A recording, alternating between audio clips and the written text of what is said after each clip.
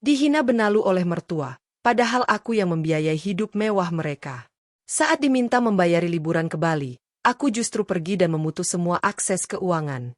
Rasakan karma menjadi miskin dalam semalam. Denting halus dari laptop terdengar kontras dengan kokok ayam yang baru saja bersahutan. Pukul 4.15 pagi. Di saat penghuni rumah lain masih terlelap dalam selimut tebal, Andin sudah duduk tegak di meja makan yang sempit, jemarinya menari lincah di atas keyboard. Send, gumam Andin pelan. Senyum tipis terukir di bibirnya. Proyek desain antarmuka aplikasi untuk klien dari Singapura itu akhirnya selesai tepat waktu. Ia meregangkan punggungnya yang kaku. Belum sempat ia menutup laptop, suara batu keras terdengar dari kamar utama. Itu suara Bu Sarni, ibu mertuanya. Tanda bahaya pertama. Andin buru-buru mematikan laptop, menyembunyikannya di balik tumpukan majalah lama di sudut meja, lalu bergegas ke dapur. Ia tahu betul ritme rumah ini. Jika aroma kopi dan bunyi oseng-oseng wajan belum terdengar saat Bu Sarni keluar kamar, ceramah pagi akan dimulai. Ya ampun, dingin banget ubinnya, keluh Bu Sarni yang muncul dengan daster batiknya. Matanya menyapu dapur dengan tatapan menyelidik. Kamu baru bangun, Andin? Jam segini kompor belum nyala. Andin yang sedang memotong bawang merah menahan napas. Sudah dari tadi, Bu. Ini air panas buat mandi ibu sudah siap di termos. Kopi bapak juga sudah di meja depan. Bu Sarni mendengus, tidak terkesan. Ia berjalan ke arah meja makan, membuka tudung saji yang masih kosong. Masak apa hari ini? Sop iga sama perkedel, Bu. Iganya sudah Andin presto semalam biar empuk. Jawab Andin sambil memasukkan bumbu ke wajan. Iga lagi. Boros kamu ya, cibir Bu Sarni. Mentang-mentang suami kamu gajinya besar, kamu belanja sesuka hati. Ingat, Andin, Raka itu kerja keras banting tulang di luar sana. Kamu yang cuma di rumah seharian, cuma ongkang-ongkang kaki, harusnya pinter atur duit. Andin hanya mengangguk, menelan kalimat bantahan yang sudah sampai di tenggorokan. Gaji besar? Batin Andin tertawa miris. Gaji Raka, suaminya, hanya cukup untuk membayar cicilan motor sport kebanggaannya dan memberi jatah belanja 1 juta rupiah per bulan. 1 juta untuk makan 4 orang dewasa, listrik, air, dan sabun. Sisanya? Tentu saja Andin yang menutupinya diam-diam dari hasil kerjanya sebagai desainer grafis lepas. Iga sapi yang dimasak pagi ini pun dibeli pakai uang Andin sendiri. Tapi di mata Bu Sarni, Andin hanyalah menantu pengangguran yang beruntung dinikahi anaknya. Mbak Andin! Teriakan melengking dari lantai atas memecah pagi. Lia, adik ipar Andin yang berumur 21 tahun, turun tangga dengan wajah cemberut dan rambut kusut. Mahasiswi semester akhir yang lebih sering nongkrong daripada bimbingan skripsi itu melempar kemeja flanel ke sofa. Mbak, setrikain dong. Sekarang, perintah Lia tanpa basa-basi. Lia, Mbak lagi masak. Setrika sendiri kan bisa, cuma 1 baju, jawab Andin lembut namun tegas. Lia menghentakkan kaki, persis anak TK yang tidak dibelikan permen. Ih, aku telat bimbingan nih. Dosennya galak. Cepetan dong, Mbak. Lagian ngapain sih masak ribet-ribet? Beli di warteg kan bisa. Hus, Lia, sela Bu Sarni, namun bukan untuk membela Andin. Jangan teriak-teriak, nanti tetangga dengar. Andin, ya sudah sana setrikain sebentar. Masakan biar ibu yang aduk. Lelet banget sih kamu jadi perempuan. Andin mematikan kompor dengan kasar. Dadanya sesak. Ia mengambil kemeja Lia dengan gerakan kaku dan berjalan menuju ruang setrika. Di belakangnya, ia masih mendengar samar-samar suara Lia. Mbak Andin tuh manja banget sih, Bu. Disuruh dikit aja mukanya ditekuk. Kasihan Mas Raka dapet istri modelan begitu. Ya mau gimana lagi, Li. Namanya juga orang numpang hidup. Kita harus sabar, sahut Bu Sarni enteng. Andin mencengkeram gagang setrika hingga buku jarinya memutih. Sabar, Andin. Sebentar lagi, bisiknya pada diri sendiri. Target tabungannya untuk membeli rumah sendiri sudah hampir tercapai. Ia hanya perlu bertahan sedikit lagi sebelum membawa bukti itu ke hadapan Raka. Pukul 9 pagi, setelah Raka berangkat kerja, tanpa sempat memuji masakan Andin dan hanya meminta uang bensin karena dompetnya tertinggal, suasana rumah sedikit lebih tenang. Lia sudah pergi kuliah, meninggalkan piring kotor bekas sarapannya di meja begitu saja. Andin sedang menyapu halaman depan ketika tukang sayur langganan komplek, Mang Ujang, berhenti. Beberapa ibu-ibu tetangga sudah berkumpul. Bu Sarni, yang baru selesai mandi dan memakai bedak tebal, langsung keluar bergabung. Jeng Sarni. Seger bener pagi ini, sapa Bu Tejo, tetangga sebelah yang terkenal kepo. Itu kemarin saya lihat ada paket gede banget dateng. Beli kulkas baru ya? Bu Sarni membusungkan dada, senyumnya merekah lebar. Oh iya dong, Bu Tejo.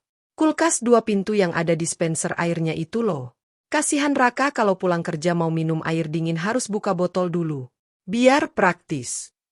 Andin yang sedang menyapu di dekat pagar hanya diam. Dialah yang memesan dan membayar kulkas itu 2 hari lalu karena kulkas lama sudah bocor dan merusak stok makanan. Wah, hebat ya si Raka. Masih muda karirnya moncer.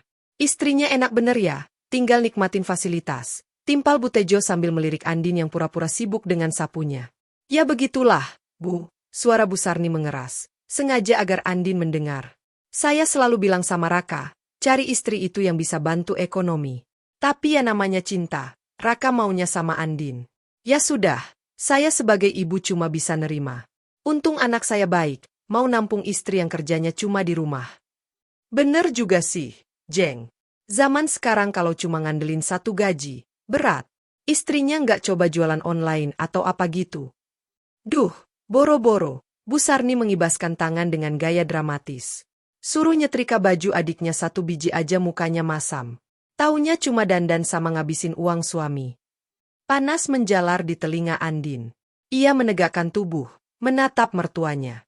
Ingin rasanya ia berteriak bahwa daster sutra yang dipakai Bu Sarni saat ini, kulkas 2 pintu itu, bahkan token listrik yang membuat AC kamar Bu Sarni menyala 24 jam, semuanya dibayar oleh menantu pengangguran ini.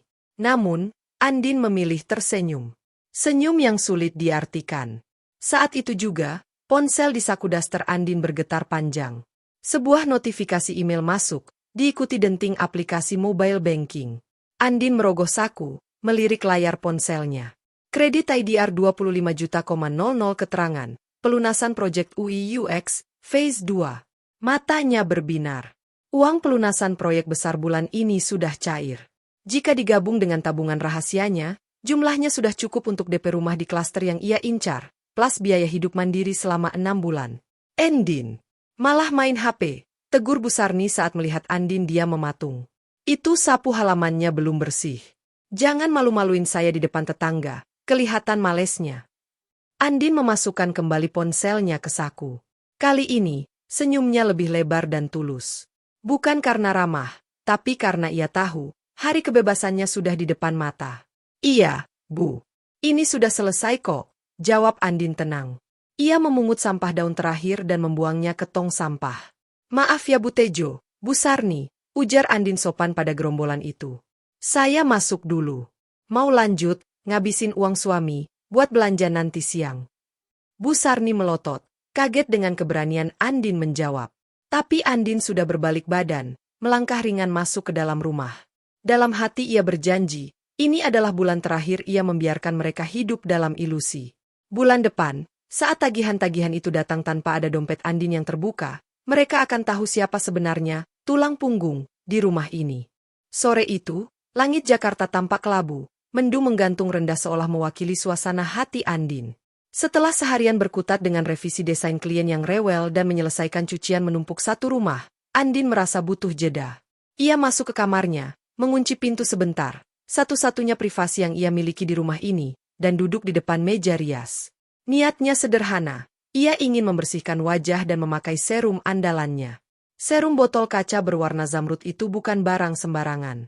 Itu adalah produk impor high-end yang harganya setara dengan 2 kali UMR gaji asisten rumah tangga di kompleks mereka. Andin membelinya sebagai self-reward bulan lalu setelah menutup proyek besar. Tangan Andin terulur kerak kecil di sudut meja rias. Namun, jari-jarinya hanya menyentuh udara kosong. Kening Andin berkerut. Ia menggeser kotak kapas, mencari di balik parfum, nihil. Botol serum seharga 3,5 juta rupiah itu lenyap. Bukan hanya itu, krim pelembab malamnya yang baru dipakai 2 kali juga raib. Jantung Andin berdegup kencang. Bukan karena panik kehilangan uangnya, tapi karena ia tahu persis siapa pelakunya. Di rumah ini, hanya ada satu orang lain yang terobsesi dengan kecantikan tapi dompetnya selalu kering. Tanpa membuang waktu, Andin keluar kamar dan berjalan lurus menuju kamar di ujung lorong. Pintu kamar itu terbuka setengah, memperdengarkan suara musik pop yang diputar keras. "Lia," panggil Andin sambil mendorong pintu. Pemandangan di dalam kamar itu membuat darah Andin mendidih. Lia sedang duduk bersila di atas karpet, ponsel disangga di ring light. Tampaknya sedang membuat konten video atau live media sosial. Di sekelilingnya berserakan barang-barang, baju kotor, bungkus keripik, dan tentu saja botol serum zamrud milik Andin yang tergeletak miring dengan tutup terbuka.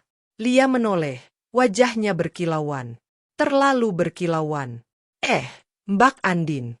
"Masuk tuh, ketuk pintu dong, nggak sopan banget," protes Lia tanpa rasa bersalah, lalu kembali menatap layar ponselnya. "Guys, bentar ya, ada gangguan teknis nih." Andin melangkah masuk, memungut botol serumnya. Kosong. Benda cair yang berharga itu sudah tandas tak bersisa. "Lia, kamu apakan serum bak?" Suara Andin bergetar menahan amarah. Lia memutar bola matanya, mematikan siaran langsungnya dengan kesal.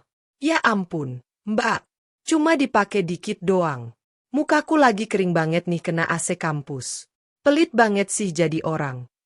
"Dikit kamu bilang." Andin membalikan botol itu. Tidak ada setetes pun yang jatuh. "Ini baru Mbak buka 2 hari lalu, Lia. Dan sekarang kosong melompong. Kamu pakai buat apa? Mandi." "Ih, lebay." Lia berdiri, berkacak pinggang. "Tadi tuh tumpah dikit pas aku mau tuang ke kapas. Lagian itu isinya emang dikit kan dari sananya? Jangan nuduh aku habisin semua dong. Tumpah karena kamu ambil tanpa izin." Andin meninggikan suaranya, hal yang jarang ia lakukan. "Kamu tahu ini harganya berapa? 3,5 juta. Lia, kamu ganti uang Mbak sekarang." Mata Lia membelalak. "Hah? Bohong banget. Mana ada air bening gitu harganya 3 juta? Paling beli di all shop 100 ribuan ngaku-ngaku jutaan. Dasar tukang pamer. Ada apa ini ribut-ribut?" Suara berat dan serak muncul dari ambang pintu. Bu Sarni berdiri di sana, masih memegang kipas tangan, wajahnya masam karena waktu tidur siangnya terganggu. "Ini nih, Bu."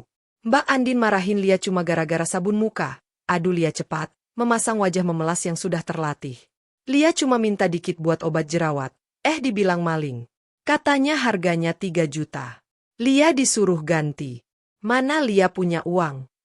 Bu Sarni menatap Andin dengan pandangan meremehkan, lalu beralih ke botol kosong di tangan Andin. "Ya ampun, Andin. Andin." Bu Sarni menggeleng-gelengkan kepala dramatis. "Sama adik ipar sendiri kok hitung-hitungan?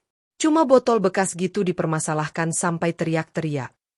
"Ini bukan botol bekas, Bu. Ini serum baru. Dan Lia mengambilnya dari kamar saya tanpa izin sampai habis," bela Andin. "Alah, paling juga harganya nggak seberapa. Kamu tuh kalau mau nipu jangan sama kami," potong Bu Sarni ketus. "Lagian, kalaupun itu mahal, kan belinya pakai uang Raka juga, kan?" Andin terdiam, menatap mertuanya tak percaya. "Dengar ya, Andin," lanjut Bu Sarni dengan nada menceramahi. "Uang Raka itu uang keluarga. Kalau Lia mau pakai barang yang dibeli kakaknya, ya hak dia dong. Raka aja nggak pernah marah Lia minta apa-apa. Kamu itu cuma istri, orang baru, jangan sok berkuasa ngelarang adik ipar pakai fasilitas kakaknya." "Bu, uang belanja dari Mas Raka itu cuma 1 juta sebulan," kata Andin, suaranya dingin dan tajam. "Ibu pikir 1 juta cukup buat makan kita berempat, bayar listrik, air, dan beli serum 3 juta ini?" Bu Sarni tertawa sinis, seolah baru mendengar lelucon konyol. "Halah, nggak usah merendah biar dipuji hemat. Saya tahu Raka itu gajinya besar, sering dapat bonus. Kalau dia kasih kamu cuma 1 juta, berarti dia nggak percaya sama kamu pegang uang banyak-banyak. Sisanya pasti dia simpan atau belikan barang langsung. Jangan-jangan kamu yang nyuri uang belanja buat beli ginian," terus nuduh Lia. Tangan Andin terkepal erat di sisi tubuhnya. Logika Bu Sarni sudah melampaui batas kewarasan. Mereka benar-benar buta. Mereka pikir motor sport Raka, rokok mahalnya, dan gaya hidup sokayanya itu berasal dari gaji tak terbatas.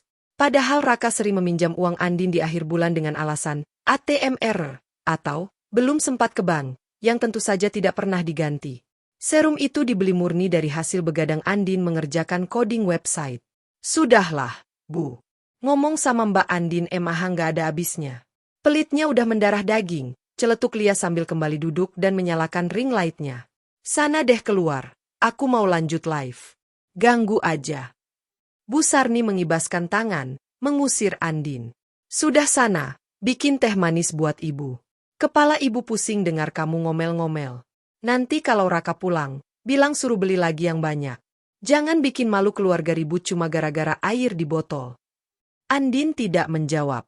Ia berbalik, membawa botol kosong itu keluar dari kamar Lia. Sesampainya di dapur, Andin tidak membuat teh manis. Ia melempar botol kaca mahal itu ke tempat sampah dengan bunyi perang yang cukup keras. Ia menatap pantulan dirinya di jendela dapur. Wajahnya lelah, tanpa serum, tanpa skincare. Tapi matanya menyala. Jika mereka menganggap semua barang mewah di rumah ini adalah fasilitas dari Raka, yang boleh dijarah sesuka hati, maka Andin akan memastikan mereka merasakan bagaimana hidup dengan fasilitas Raka yang sebenarnya. Andin mengambil ponselnya, membuka aplikasi marketplace.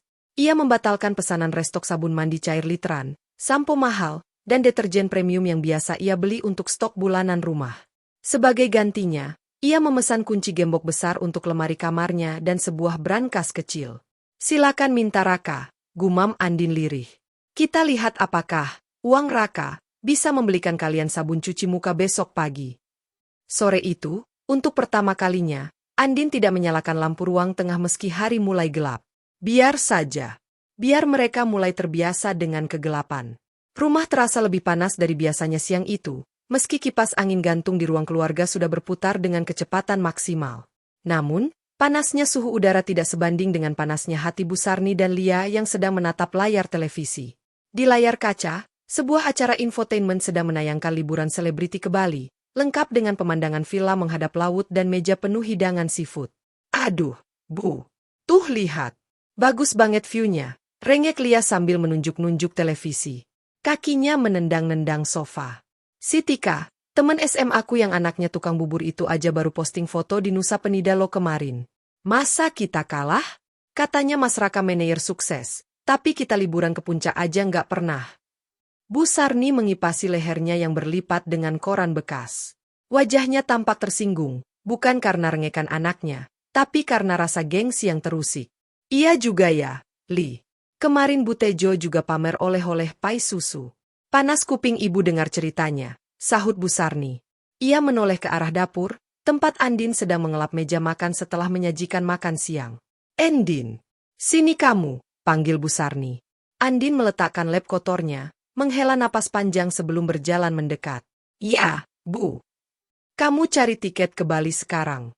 Buat kita bertiga. Saya, Lia, sama Raka. Kamu juga ikutlah, buat bantu-bantu bawain koper. Perintah Bu Sarni enteng, seolah sedang menyuruh membeli kerupuk di warung. Lia langsung bangkit duduk, matanya berbinar.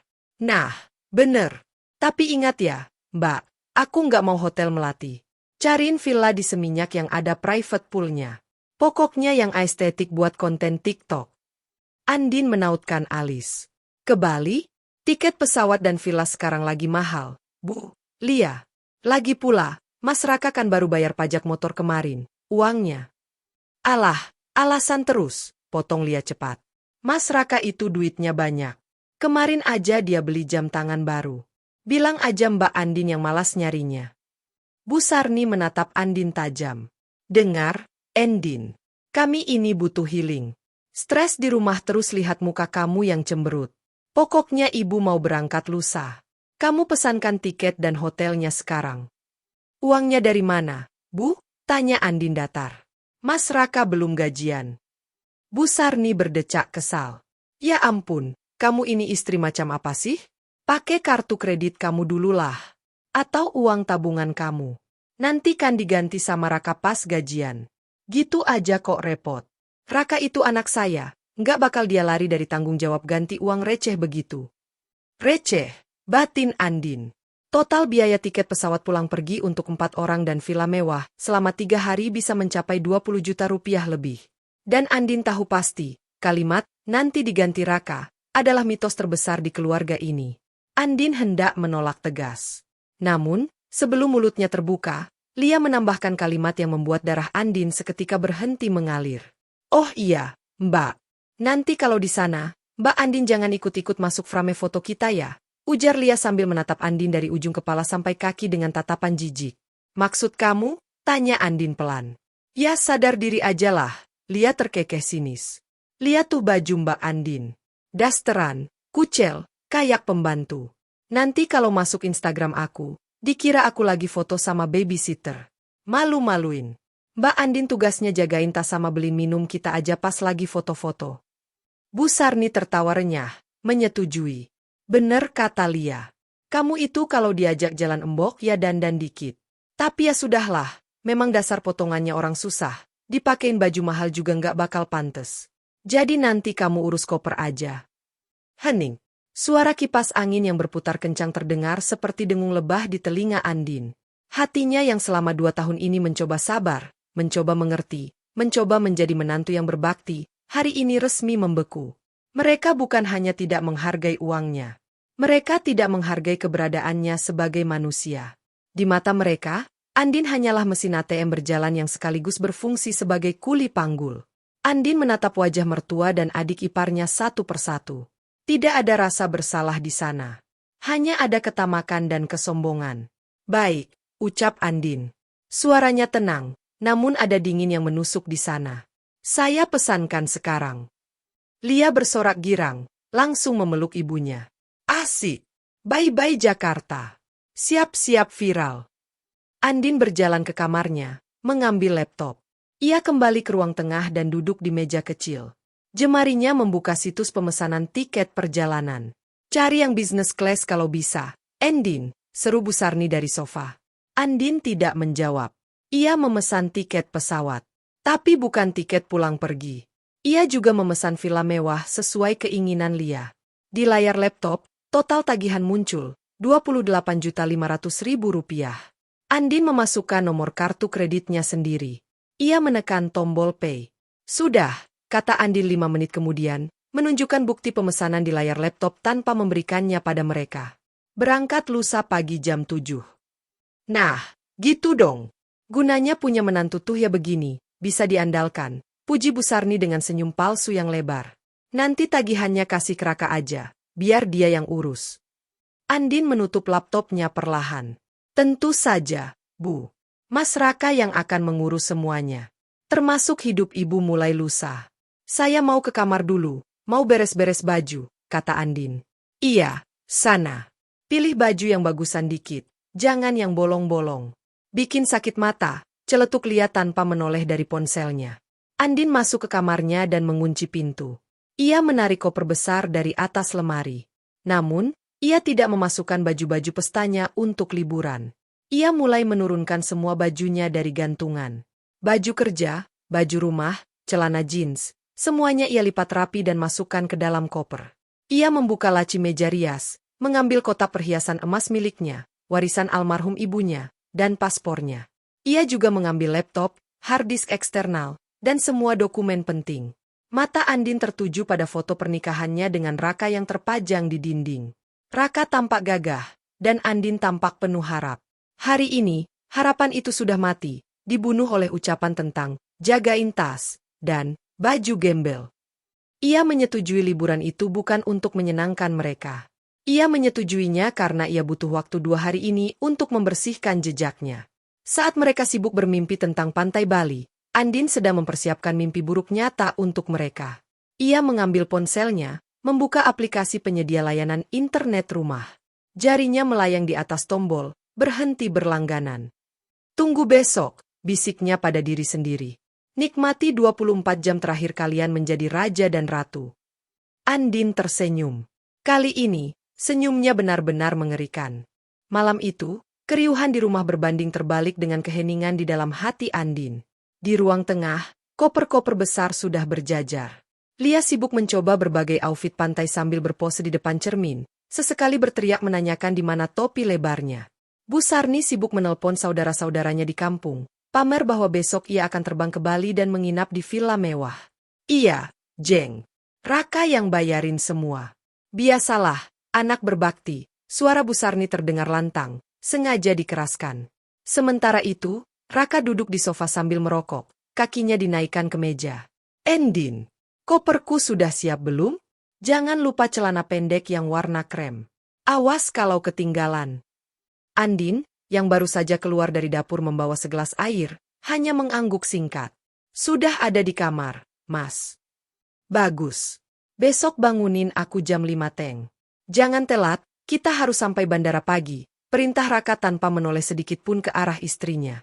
Andin menatap punggung suaminya itu selama beberapa detik.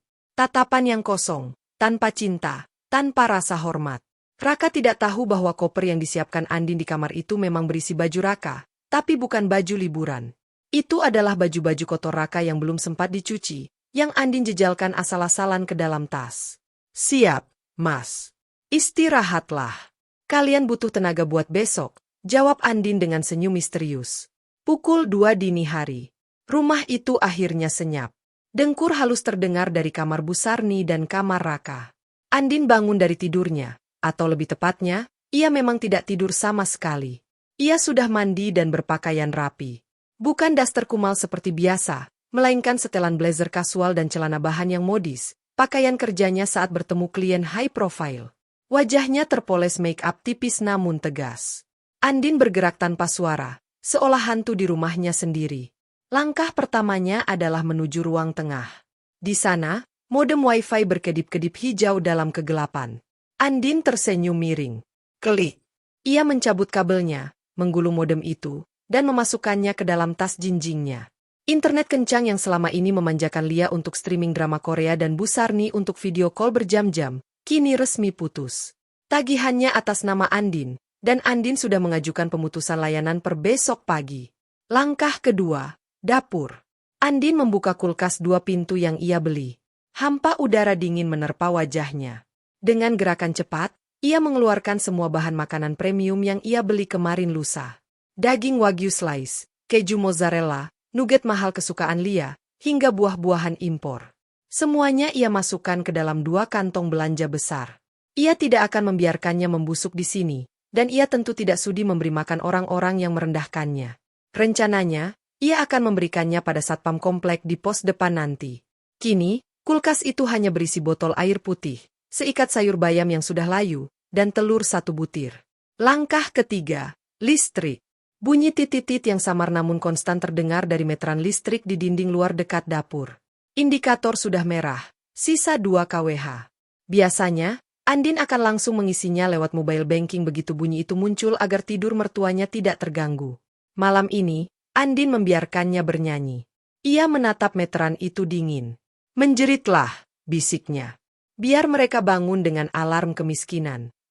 Andin kembali ke kamar tidur tamu yang selama ini ia tempati. Karena Raka lebih suka tidur sendiri dengan alasan, Andin tidurnya lasak. Koper miliknya sudah siap. Bukan untuk ke Bali. Di dalamnya ada laptop, hard disk, dokumen berharga, perhiasan peninggalan ibunya, dan seluruh baju-bajunya. Ia memesan taksi online. Aplikasi menunjukkan pengemudi akan tiba dalam 5 menit. Sebelum keluar, Andin meletakkan secari kertas di atas meja makan, tepat di samping tudung saji yang kosong. Ia menindih kertas itu dengan kunci rumah cadangan yang selama ini ia pegang. Tidak ada air mata. Tidak ada rasa sedih. Yang ada hanya rasa ringan di pundak, seolah beban ratusan kilogram baru saja diangkat. Andin menyeret kopernya keluar. Roda koper bergemuruh pelan di lantai keramik, tapi tidak cukup keras untuk membangunkan para raja dan ratu yang sedang bermimpi indah. Saat ia membuka pintu depan, angin dini hari menerpa wajahnya. Dingin, tapi menyegarkan. Tepat saat ia melangkah keluar pagar, ponselnya bergetar. Notifikasi email masuk, refund berhasil. Dana tiket pesawat dan booking villa telah dikembalikan ke limit kartu kredit Anda. Andin menyeringai. Tiket ke Bali yang ia pamerkan kemarin hanyalah bookingan sementara yang bisa dibatalkan dalam 24 jam. Ia tidak pernah berniat membawa mereka terbang. Taksi online berwarna hitam berhenti di depan pagar. Sopirnya turun membantu mengangkat koper Andin. Mau ke bandara, Bu? Tanya sopir itu ramah, melihat penampilan Andin yang rapi. Andin menoleh sekali lagi ke arah rumah berlantai 2 yang catnya mulai mengelupas itu. Rumah yang selama 2 tahun ini menyedot energi, uang, dan harga dirinya. Bukan, Pak, jawab Andin mantap sambil masuk ke dalam mobil. Ke hotel di pusat kota. Saya mau merayakan kemerdekaan. Mobil itu melaju perlahan, membelah keheningan komplek perumahan, meninggalkan rumah nomor 12 itu dalam kegelapan yang sebentar lagi akan menjadi nyata. Di dalam rumah, bunyi meteran listrik titit-titit semakin cepat temponya, seolah menghitung mundur waktu menuju kehancuran ego penghuninya. Andin mengeluarkan ponselnya, membuka grup WhatsApp keluarga bertajuk Home Sweet Home. Ia menekan tombol exit group. Lalu, ia memblokir nomor Raka, Bu Sarni, dan Lia. Sangkar emas itu bukan runtuh karena gempa. Sangkar itu runtuh karena tiang penyangganya, Andin, memutuskan untuk berjalan pergi. Pukul 7.30 pagi. Sinar matahari menerobos masuk dengan ganas melalui celah gorden yang tidak tertutup rapat. Di kamar utama, Bu Sarni terbangun bukan karena alarm, melainkan karena rasa gerah yang menyiksa. Keringat membasahi daster sutranya. Duh, kok panas banget, keluhnya sambil meraba-raba remote AC. Ia menekan tombol power berkali-kali. Mati. Tidak ada hembusan angin sejuk. Di kamar sebelah, Raka tersentak bangun. Ia melirik jam di ponselnya dan matanya nyaris melompat keluar. Hah! Jam 7:30, teriak Raka panik. Pesawat mereka dijadwalkan terbang pukul 8 pagi. Raka melompat dari kasur, berlari keluar kamar sambil berteriak. Andin, kamu gila ya? Kenapa nggak bangunin aku? Kita telat wai. Hening. Tidak ada sahutan. Iya, Mas, yang biasa terdengar lembut. Pintu kamar Lia terbuka kasar. Gadis itu keluar dengan wajah berminyak dan rambut acak-acakan, memegang ponselnya dengan tangan gemetar. Mas Raka. Bu. Wifi mati total. Aku nggak bisa update status OTW bandara nih. Kuota aku juga habis semalam buat nonton drakor. Persetan sama wifi, bentak Raka. Kita ketinggalan pesawat. Lia. Mana Andin?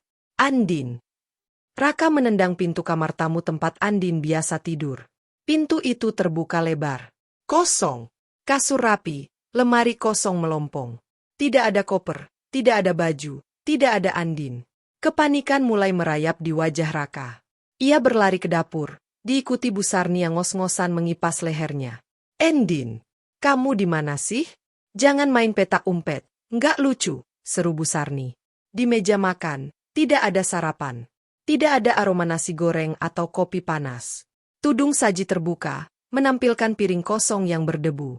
Hanya ada secari kertas putih tergeletak di sana, tertindih kunci rumah. Raka menyambar kertas itu. Tulisannya singkat, rapi, dan menohok. Selamat pagi, keluarga Sultan. Karena ibu bilang saya cuma numpang hidup, dan Mas Raka yang menghidupi semuanya, saya memutuskan untuk pergi agar tidak jadi beban. Oh ya, tiket Bali dan villa sudah saya cancel. Uangnya kembali ke kartu kredit saya.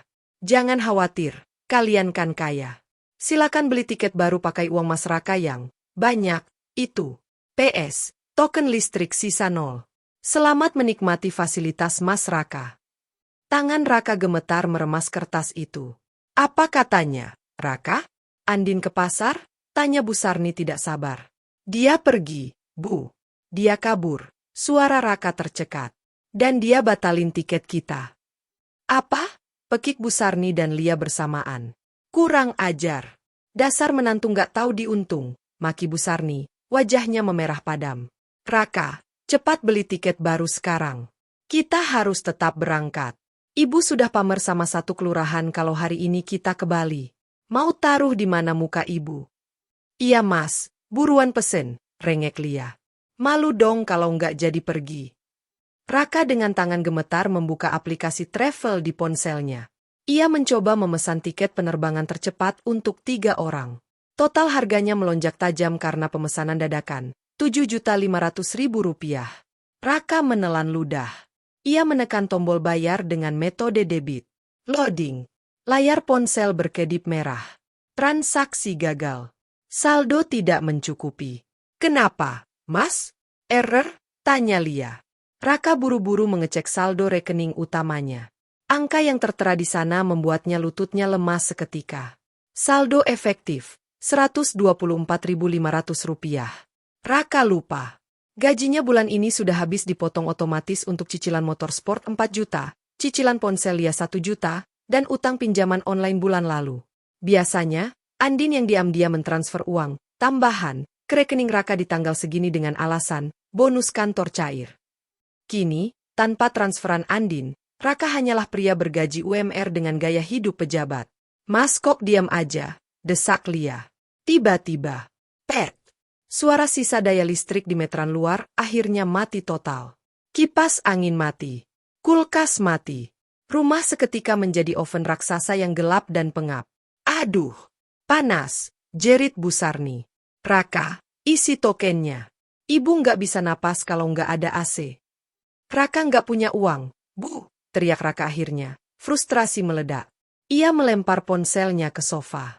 Saldo Raka kosong. Tiket nggak bisa dibeli, listrik nggak bisa diisi. Bu Sarni terbelalak. Maksud kamu apa? Kamu kan manajer? Mana mungkin nggak punya uang? Pasti Andin yang curi uangmu kan? Nggak ada yang nyuri, Bu. Raka menjambak rambutnya sendiri. Gaji Raka emang habis buat bayar cicilan motor sama gaya hidup Lia. Selama ini yang bayar listrik, yang beli makan enak, yang isi kulkas itu duit Andin. Hening. Kali ini hening yang mencekam. Kruyuk. Perut Lia berbunyi keras. Mas, lapar. Di kulkas ada makanan apa? Lia berlari membuka kulkas. Kosong. Hanya ada satu botol air mineral dan sebutir telur mentah. Kosong. Rintih Lia, mulai menangis. Mbak Andin ambil semuanya. Tok, tok, tok. Gedoran pintu depan yang keras membuat mereka bertiga melonjak kaget. Bu Sarni, keluar Bu. Suara berat seorang pria terdengar dari luar. Hutang pancinya jatuh tempo hari ini. Jangan ngumpet. Wajah Bu Sarni pucat pasi. Itu penagih kreditan panci set seharga 2 juta yang ia ambil bulan lalu karena gengsi pada Bu Tejo. Raka, bayarin dulu. Bisik Bu Sarni gemetar. Pakai apa Bu? Raka membalikan saku celananya yang kosong. Kita miskin, Bu. Kita miskin. Di ruang tamu yang panas, gelap, dan tanpa makanan itu, ilusi, keluarga kaya, yang mereka bangun runtuh seketika. Hanya tersisa keringat, perut lapar, dan gedoran penagih utang yang semakin keras. Sementara itu, 15 kilometer dari sana.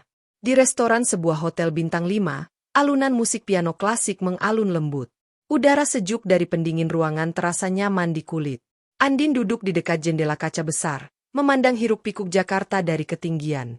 Di hadapannya tersaji egg benedict dengan saus hollandaise yang sempurna, segelas jus jeruk segar, dan secangkir cappuccino. Ponsel Andin bergetar pelan. Sebuah pesan WhatsApp masuk dari nomor tak dikenal. Karena nomor Raka sudah diblokir, mungkin Raka meminjam HP tetangga. Andin pulang dong. Ibu pingsan. Listrik mati. Kita belum makan. Andin membaca pesan itu sekilas, lalu menekan tombol delete. Tidak ada rasa iba. Hatinya sudah mati untuk mereka. Ia membuka Instagram, mengunggah foto sarapan mewahnya dengan latar belakang pemandangan kota. Captionnya sederhana. Sarapan terlezat adalah sarapan yang dibayar dengan keringat sendiri, dinikmati tanpa benalu. New life, new me. Andin meletakkan ponselnya, lalu menyuapkan potongan roti ke mulutnya. Rasanya enak sekali. Rasa kebebasan.